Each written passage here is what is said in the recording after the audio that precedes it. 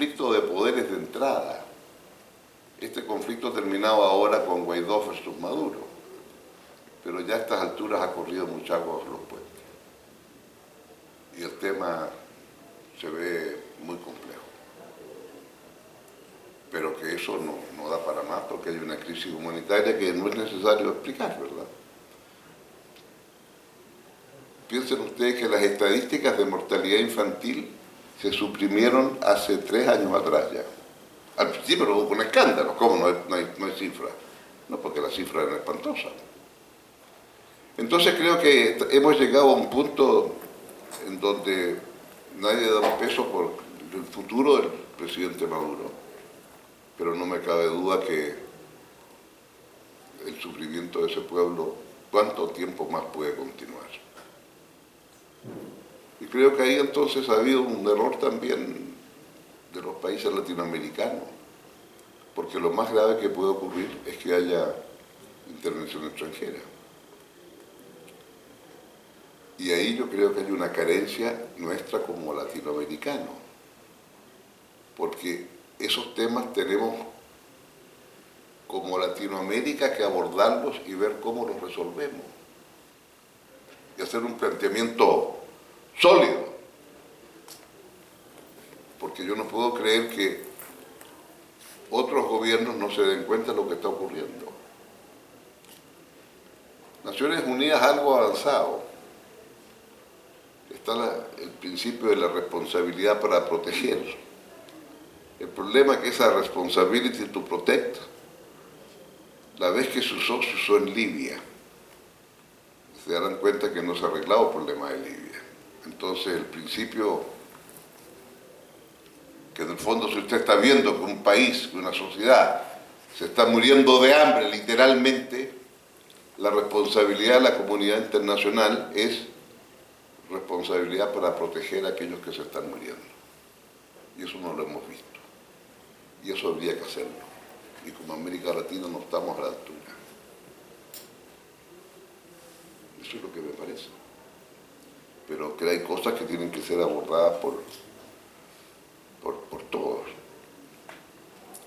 Y bueno, y luego Mario El Salvador, su pregunta más de fondo, por así decir, era, bueno, ¿qué es lo que hacemos desde el punto de vista de una democracia que se ve?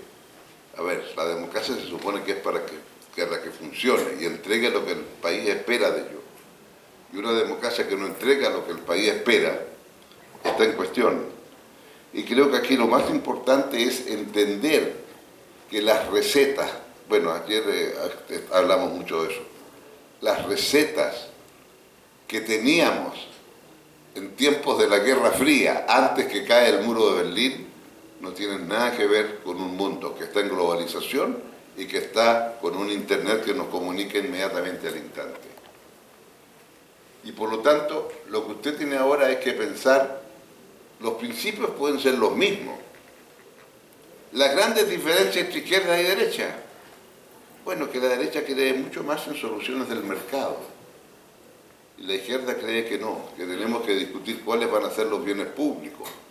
Esto es, independiente del mercado, qué bienes públicos son los bienes públicos que tienen que estar al alcance de todos. Que esos bienes los puede producir el mercado, pero usted tiene que asegurarse que les llega a todos.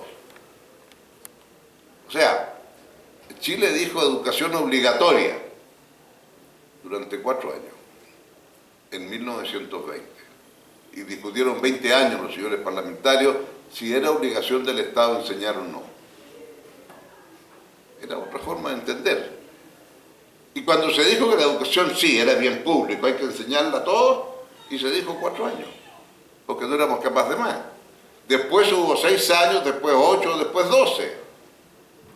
Pregunten quién firmó el decreto para los 12 años. Bueno, pero no era gracia, porque a esas alturas ya la educación media de los jóvenes en el colegio era sobre 11 años. ¿Estamos? Eso es un buen ejemplo de un bien público, que usted va exigiendo más. ¿Puede usted decir bien público es el agua potable? ¿No podemos tener agua que no sea potable? Y eso te obliga entonces a discriminar y dar más recursos para tener agua potable en el campo que en la ciudad. porque en la ciudad te conectas con la cañería, en cambio en el campo tienes que hacer cosas mucho más complejas y difíciles. Entonces creo que aquí lo que hay es entender erróneamente el que ese socialismo del siglo XXI es un socialismo del siglo XX, con recetas del siglo XX,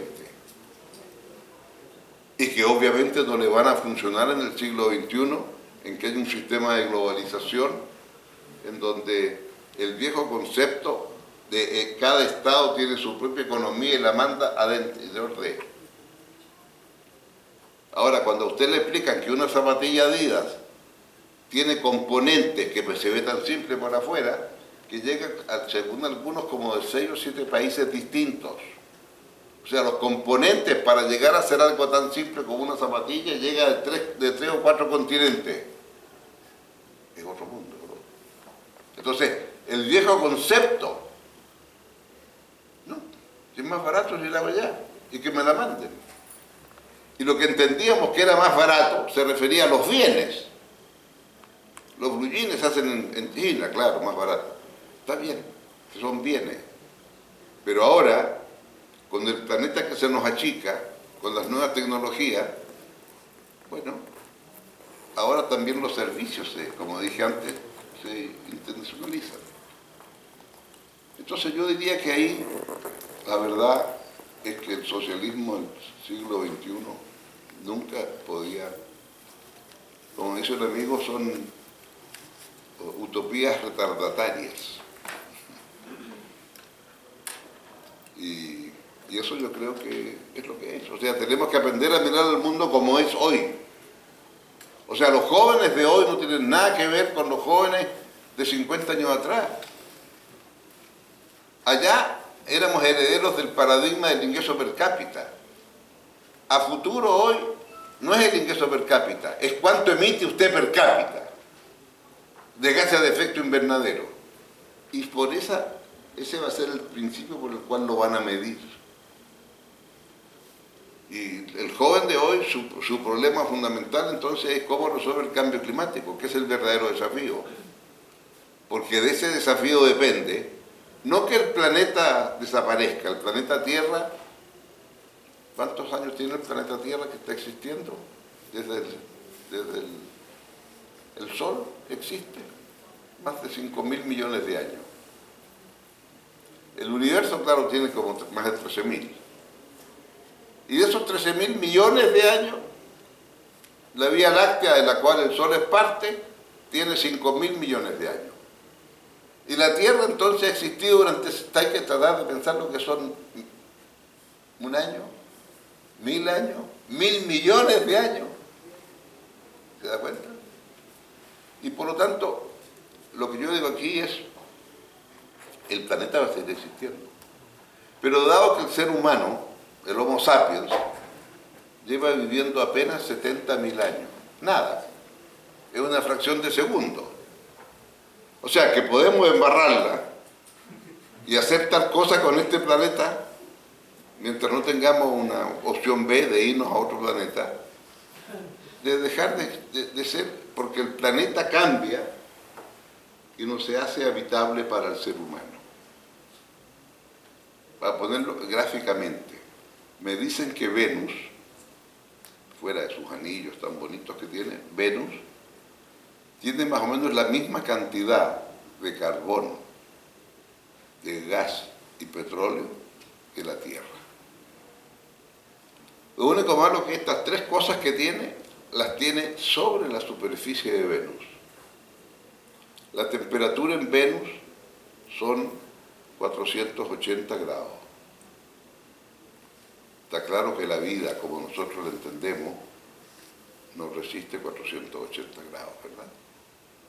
Esos días.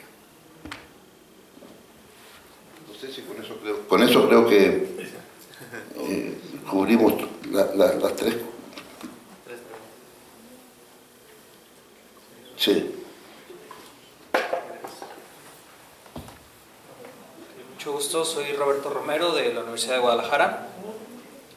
Es una pregunta en 2 partes. La primera es que sí, nos reconocemos como una comunidad latinoamericana.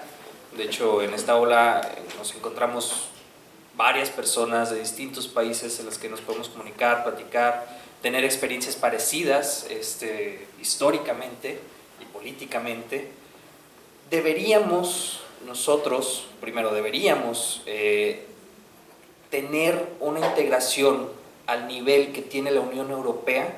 Deberíamos revisar una situación parecida para América Latina, y esta situación resolvería ciertas problemáticas que tiene América Latina, especialmente, por ejemplo, Chile, que tiene las problemáticas territoriales con Bolivia, que quiere playa, o con Argentina y Reino Unido, que quiere la división territorial antártica.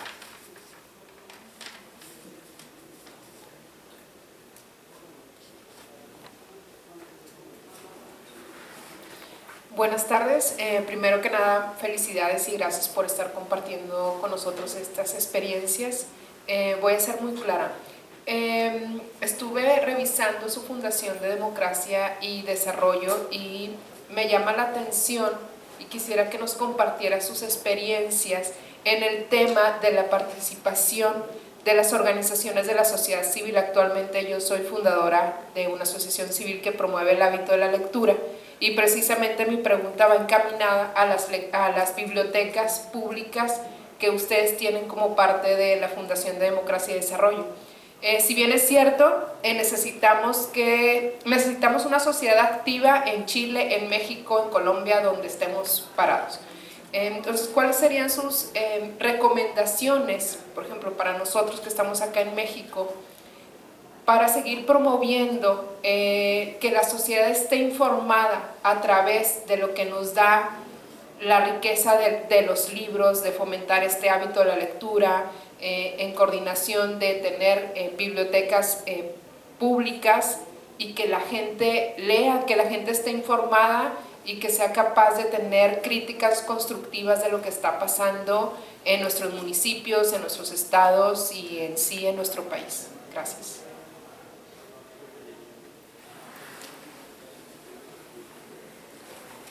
Buenas tardes, presidente Lagos. Soy Isaac Riquelme de la Facultad de Ciencias Políticas y Sociales de la UNAM. Tengo un par de preguntas. En su experiencia al frente del Ejecutivo, ¿qué se requiere para que todo el conocimiento que generan los politólogos y los académicos en general tenga más influjo en la toma de decisiones? Y la segunda es que si hay indicios de retorno al autoritarismo en el subcontinente latinoamericano. Muchas gracias.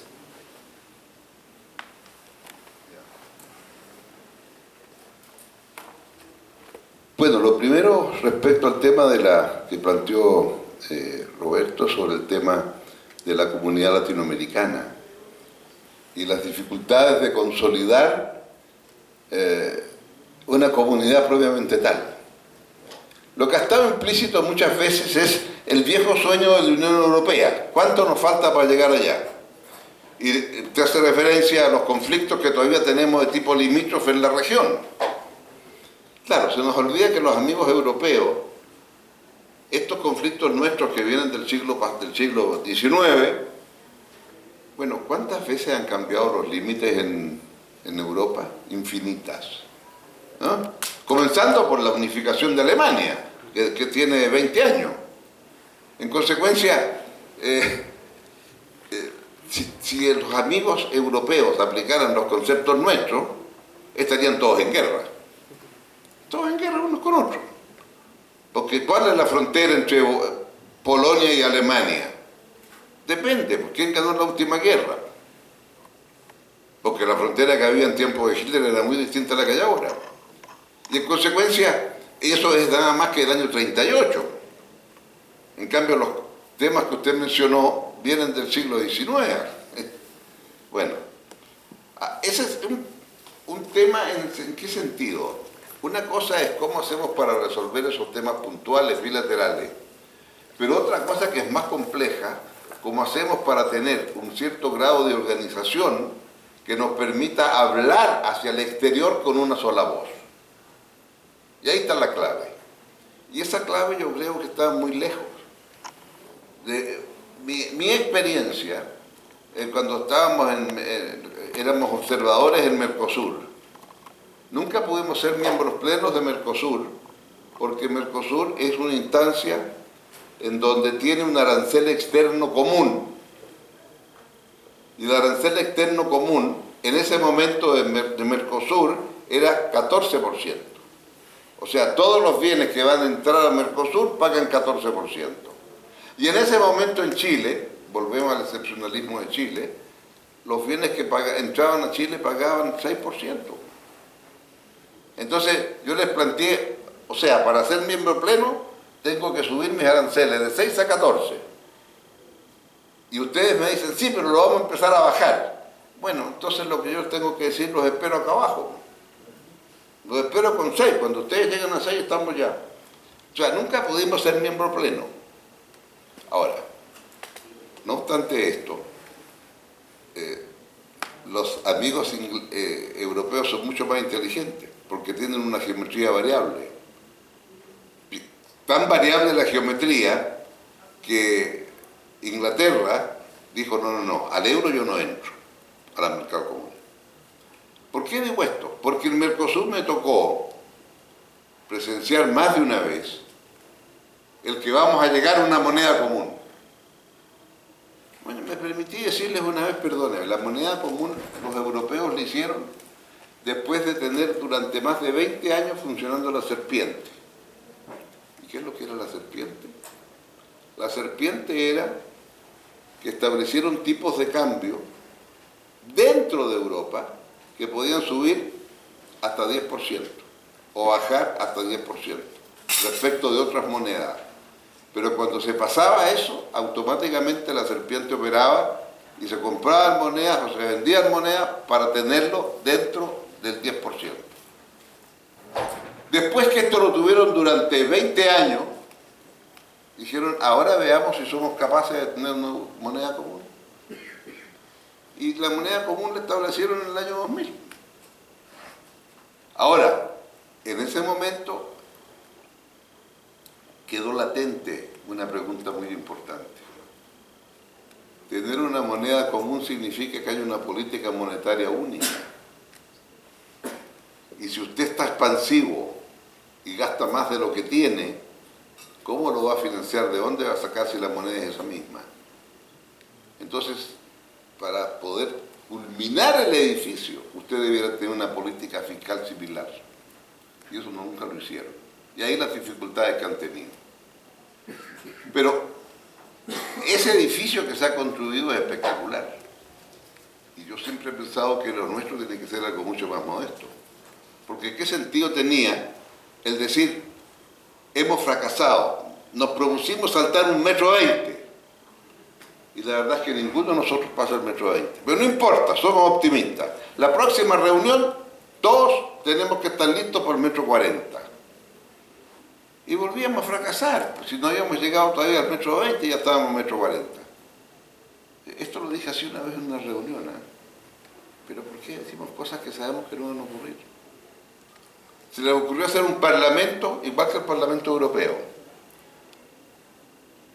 Bueno, no hubo acuerdo, porque claro, si usted dice que quiere tener un número de diputados proporcional a su población y no considera otros elementos, bueno, para que Uruguay tenga 2 diputados, ¿qué hace con Brasil? Que tiene 100 veces o 80 veces más población. O sea, si Uruguay tiene un diputado, para Brasil ya comenzamos con 80 al tiro. Entonces, ¿cómo se hace en el Parlamento Europeo? Es una combinación de cosas. Nadie puede tener menos de tantos. Y de ahí para arriba depende cuál es su Producto Interno, depende de su población, depende de su comercio exterior, de un conjunto de factores. Y ahí tiene usted cuál es la composición del Parlamento Europeo. Entonces, cuando alguien se dio cuenta que lo que estábamos haciendo era un parlamento que iba a terminar como de 800 personas, para que Uruguay pudiera tener por lo menos unos 5, porque los partidos políticos eran más de 5. Entonces son cosas muy elementales las que les estoy diciendo. pero que si no hay una concepción clara, usted nunca la va a hacer.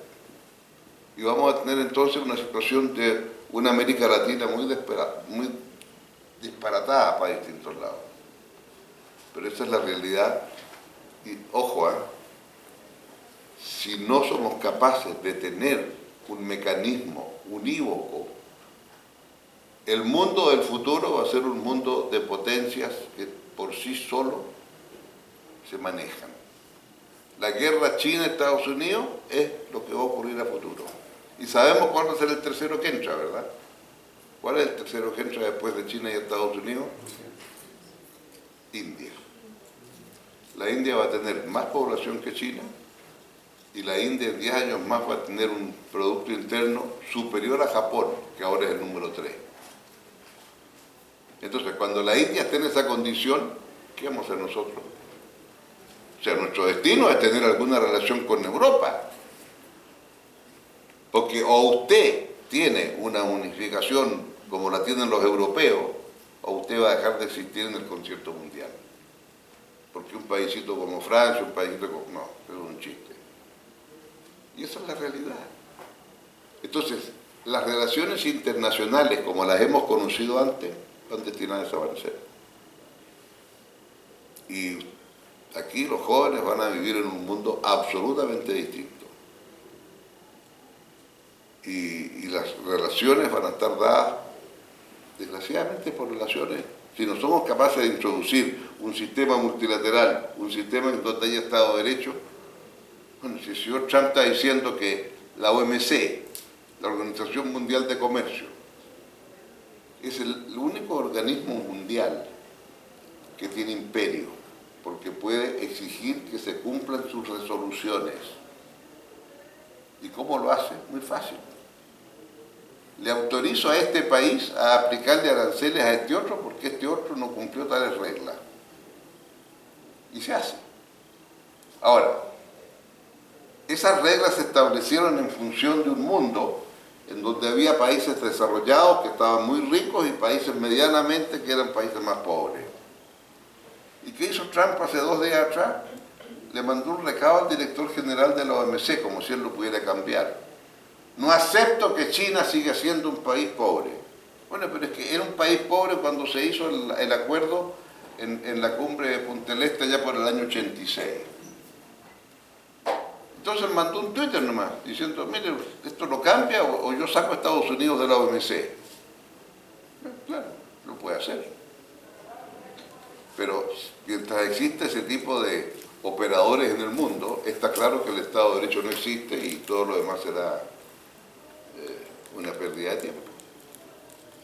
En ese sentido, los jóvenes de hoy la tienen mucho más difícil que antes, porque antes teníamos un sistema multilateral. Una cosa es que se cumpliera o no, pero las reglas estaban dadas. Y eso es lo que era el gran avance que teníamos. Y eso es lo que ahora aparece en el desván de los recuerdos, con tanto tweet. Eso. Muy bien. Tenemos, por cuestión de tiempo, alrededor de 12 minutos, 10 minutos. Si hay alguna pregunta la podemos responder y si no, con mucho gusto y agradecimiento terminaríamos.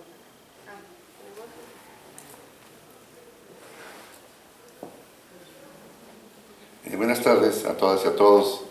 Es un honor estar aquí con el presidente Ricardo Lagos, a quien yo admiro, respeto y aprecio como de los intelectuales y políticos más respetables del mundo.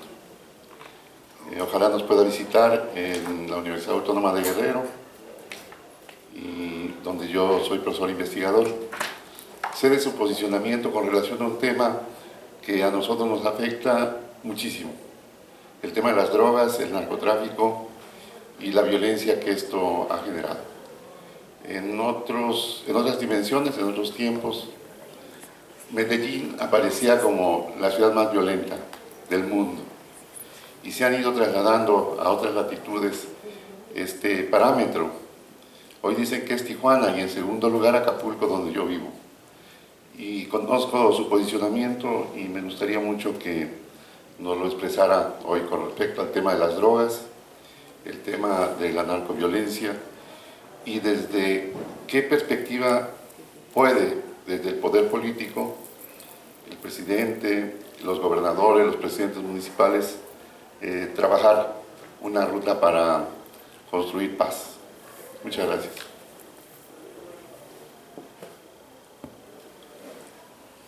Presidente, yo soy estudiante de la Universidad Autónoma del Estado de México.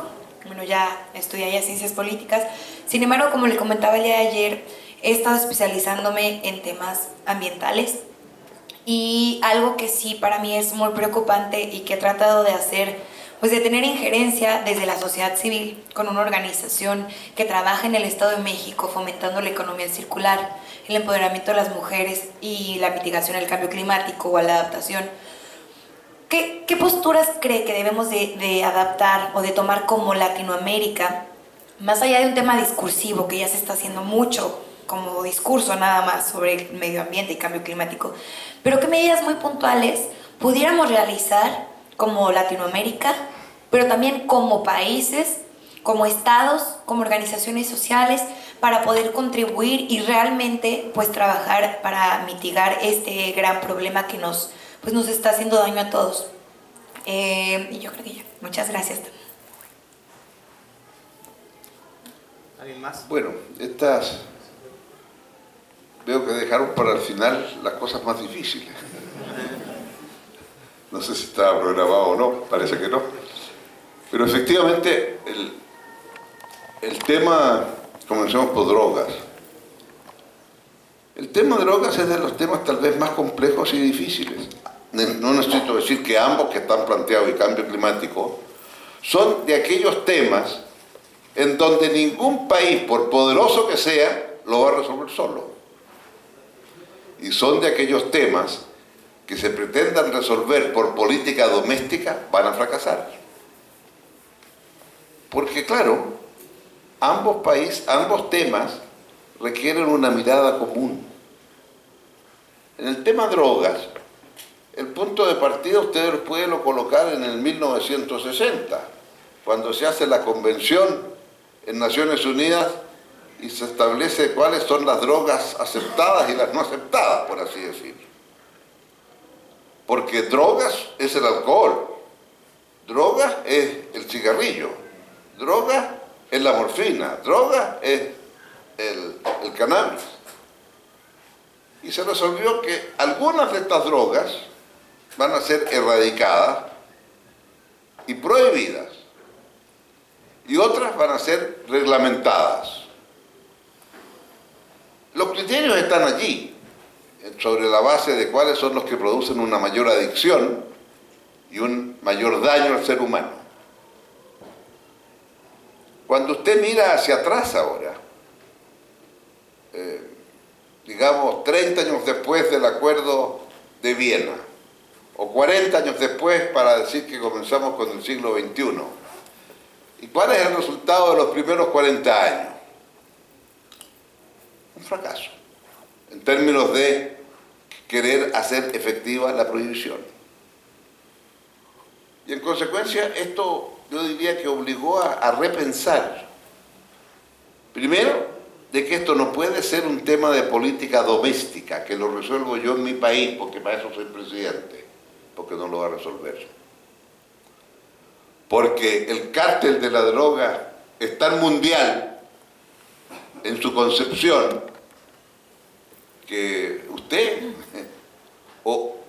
¿de qué país es usted presidente? De Chile. Chile, claro. Bueno, que ahí ustedes tienen una economía un poquito libre, Entonces ustedes están especiales para que por ahí se lave el dinero. Y tuvimos que tomar medidas para eso. Porque de esta lucha contra la droga, nosotros nos tocó que nos estaban metiendo por... Bueno, entonces usted aprende que ningún país lo va a resolver. Tiene que ser colectivo. No sacamos nada con ir año tras año a Viena a lamentarnos entre nosotros. En donde cómo aumentan las cifras y en donde se produce esta situación tan anómala que nosotros producimos la droga aquí pero el gran mercado de la droga es Europa y Estados Unidos, Japón. Entonces eso es lo que ha llevado a muchos a hacer una revisión y decir, ¿podemos hacer que la ciencia hable por sí sola? Y llegar a la conclusión que más que una medida de prohibición, tiene que ser una medida de reglamentación. Y reglamentar quiere decir muchas cosas.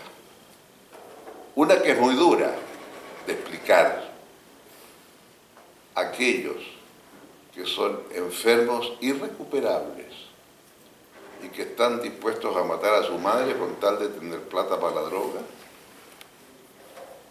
la sociedad de cada uno de estos países debe serlas a un lado.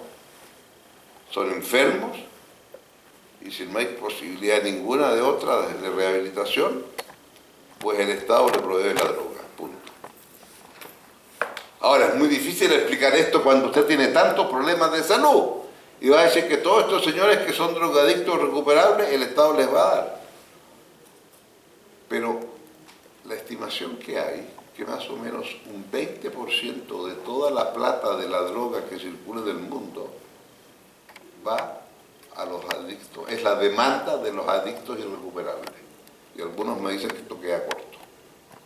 O sea, lo que se está diciendo con esta solución, que es muy difícil de explicar, porque yo en Chile tengo 20 problemas en salud y le voy a decir que voy a destinar parte de la plata que tengo, que es poca, a estos señores. Pero es la forma que tengo de evitar que estos señores maten, hagan todo lo que hacen y ya no tienen arreglo. Entonces, es difícil de explicarlo, pero es una forma. Lo segundo es reglamentar.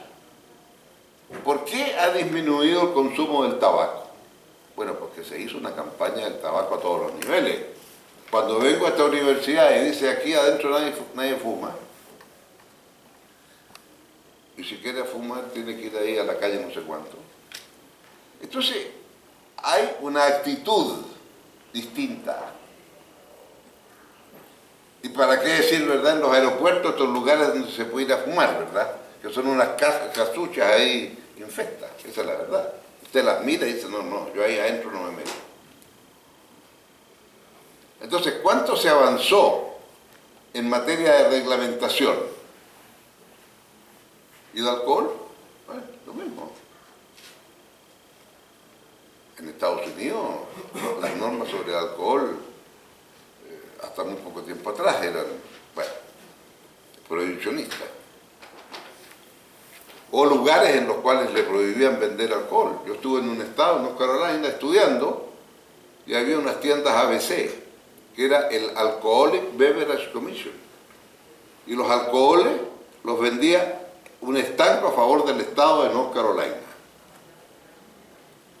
Y yo acompañé a un señor una vez que quería comprarse un whisky ahí, entonces le dijo así un poco, recomiéndeme un buen whisky. Y el tío, con un uniforme negro todo, le dijo, señor, yo estoy acá para desincentivarlo y decirle que el alcohol es veneno. Y era el que pasaba la botella. Yo no le puedo decir que marca es buena. Bueno, eso era hasta el año 60 en Estados Unidos.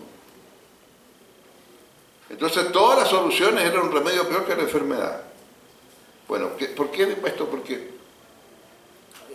creo que hay que hacer un abordaje nuevo. Y ese abordaje nuevo pasa por cosas como, en Chile, la mitad de la población femenina en cárcel, más de la mitad, es por tráfico de droga. ¿Y cuál es el tráfico? La marihuana. Entonces ahí tenemos... ¿Cómo hacemos un tema?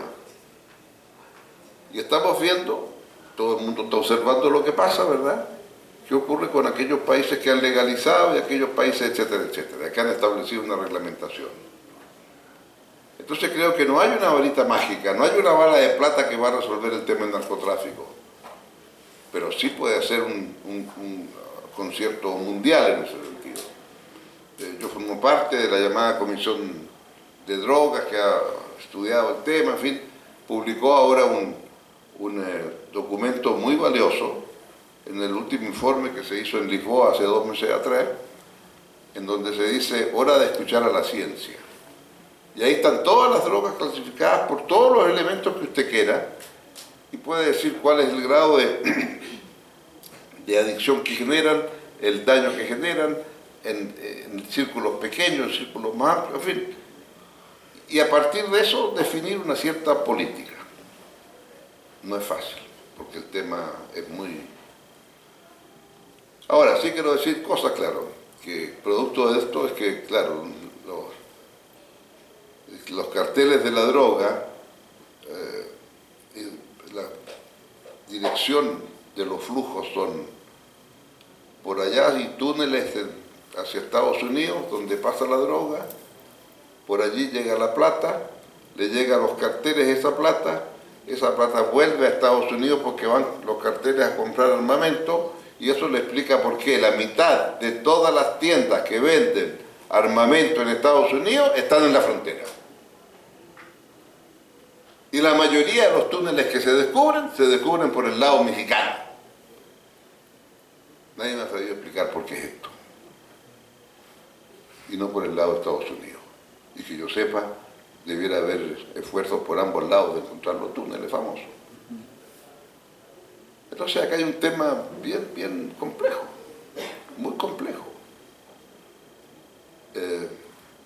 Y creo que la única forma es un entendimiento a nivel global, revisión de lo que tenemos en Viena, etc. El otro tema, que es el tema de cambio climático, creo que ahí lo importante es cómo usted establece el que la ciudadanía tiene que entender que ellos son responsables. Entonces ahora paso un aviso comercial yo. Tenemos en la Fundación una página, cambiaelclima.cl. Y el Cambia el Clima, el propósito es que todo chileno sepa, porque el Cambia el Clima es el tú. Tú cambia el clima. Tú eres responsable. De ti depende. Y tú entras ahí y hay 8 temas fundamentales con distintos tipos de opciones que tú puedes hacer. ¿Te metiste? Bueno, y ahí lo tienes. Entonces, hemos hecho un gran esfuerzo. Lo comenzamos en diciembre del año pasado.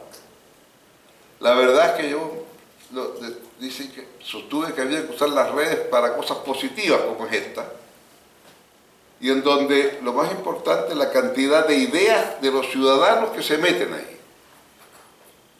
Y ahora estamos viendo, ahora se hacen también todo tipo de votaciones. Bueno, hay 8 opciones, ¿no?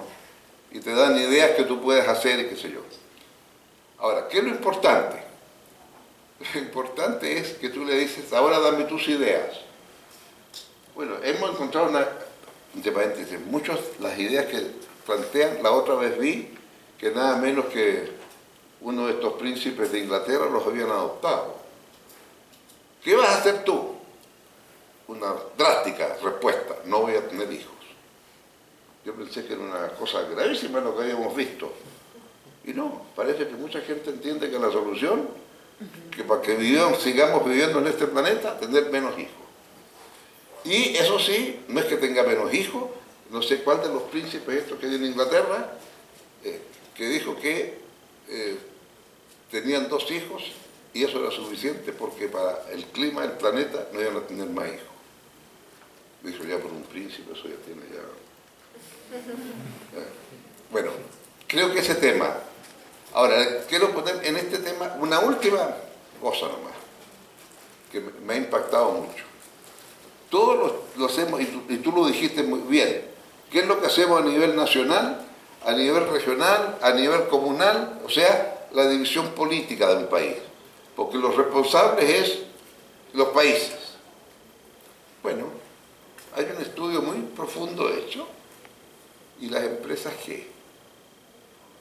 Y en ese estudio aparecen que las 100 principales empresas que emiten en el mundo emiten el 60% de todas las emisiones. ¿Ah? ¿Qué les parece esa cifra?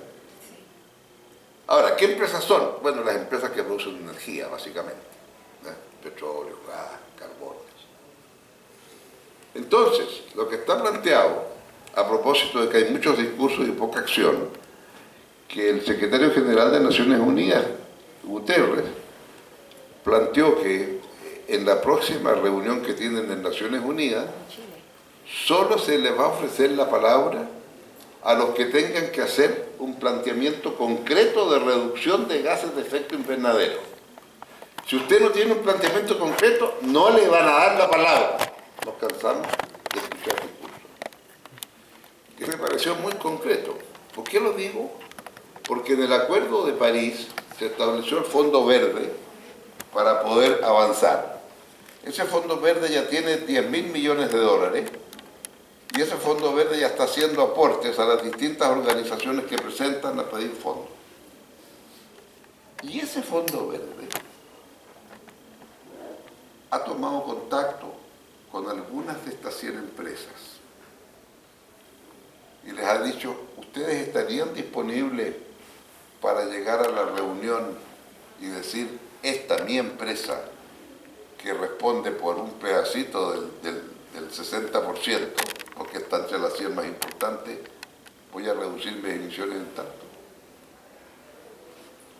Esto es uno de los temas que se están barajando para la próxima COP y saber si es posible, porque eso sería el solo hecho de decir, mire, ubiquémonos, los países somos los responsables, sí, pero las empresas también. Pero también entra la regulación del Estado con las empresas, la voluntad del Estado para hacer que las empresas disminuyan sus emisiones de dióxido de carbono. Bueno, es que ese es el tema. La empresa, ¿qué empresa? Porque, te explico, ¿verdad? Porque estas empresas son empresas multinacionales, las más grandes. Entonces, la discusión que se ha presentado ahora es por el artículo 6, famoso. El artículo 6 quiere decir que la empresa A tiene inversiones en todo el mundo, entonces va a hacer una inversión grande en energía solar, voy a empezar por casa, en el desierto de Atacama en Chile. Hace esa inversión, emiten un bono, y ese bono se adjudica ¿a quién? A la empresa que tiene su sede en Australia o a Chile, que es donde se hizo la inversión. Y lo que hay que resolver es, ¿va a los dos? No, a los dos no, porque contaría dos veces. La mitad para cada uno y no peleen. ¿A quién se lo damos? ¿A donde se hizo la inversión, que es en Chile? ¿O al que puso la plata que viene de Australia? ¿Ah? Está bien, estoy diciendo el tema, yo sé lo que los países en desarrollo quieren, que es el país donde se hace la inversión, ¿no? Está bien, pero lo que quiero decir es que este tema está en discusión. Pero creo que es muy importante que entren con esta fuerza los privados, en el sentido de decir, a usted también no voy a acusarlo, si no hace un esfuerzo, ¿no? Yo voy a acusar a usted, Chile, porque no es capaz de hacer un esfuerzo. Bueno, pero también lo voy a acusar a usted, empresa, como empresa, porque también tiene que hacer un esfuerzo.